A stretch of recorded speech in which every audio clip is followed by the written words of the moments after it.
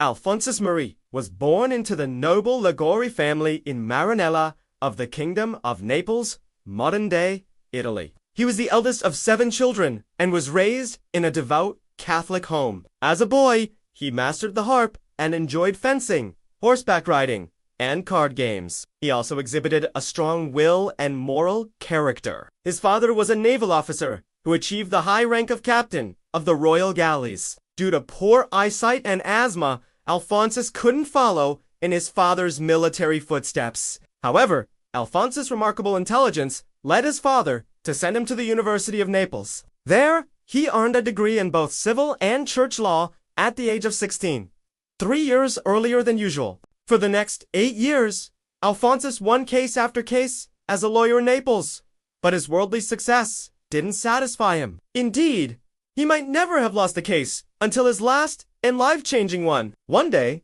instead of rebutting Alphonsus' excellent argument, the defense lawyer asked Alphonsus if he saw any error in his argument. Alphonsus identified a small flaw in his own case and spoke about it openly. He lost the case, but was praised for his honesty. He said afterward, "False world, I know you now.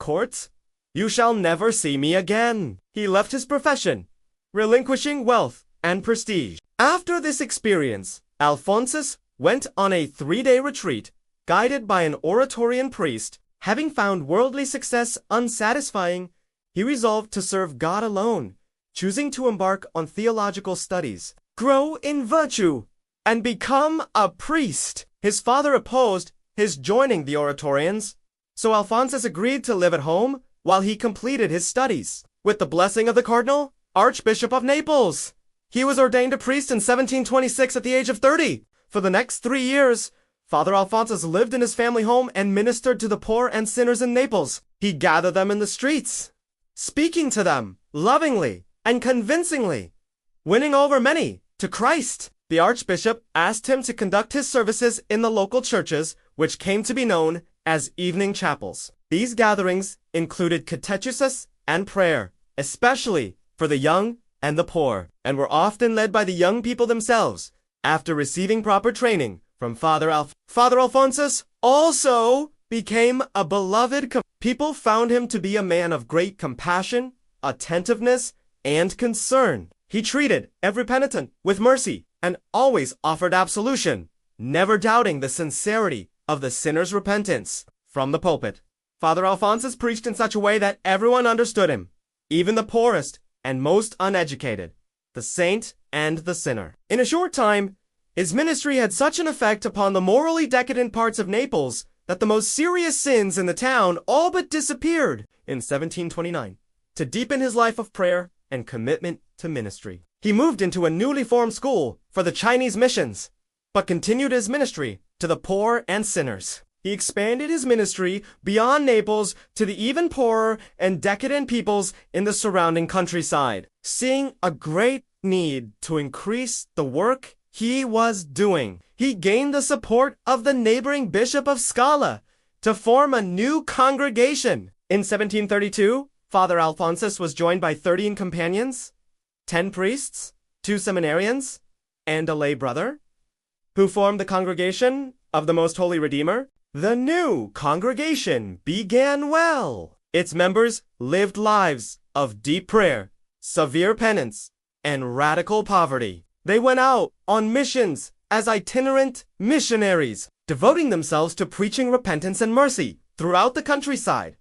However, dissensions soon arose over their mission and way of life. Father Alphonsus' proposals were rejected by everyone but one lay brother and a seminarian. The rest left and formed another congregation. Father Alphonsus was ridiculed in Naples, and even the bishop was criticized for supporting him. The bishop and Father Alphonsus persevered, however, and soon new companions joined the congregation, and their ministry flourished. For the next 30 years, Father Alphonsus worked tirelessly to form his congregation and minister to the people of God with compassion. One of the emerging heresies at that time came to be known as which was a movement that denied the universality of free will and that the grace and mercy of God were given to all. Jansenists viewed human nature as so flawed that only God could save souls and was selective about whom he chose for salvation. Father Alphonsus saw grace and mercy as available to everyone and fervently preached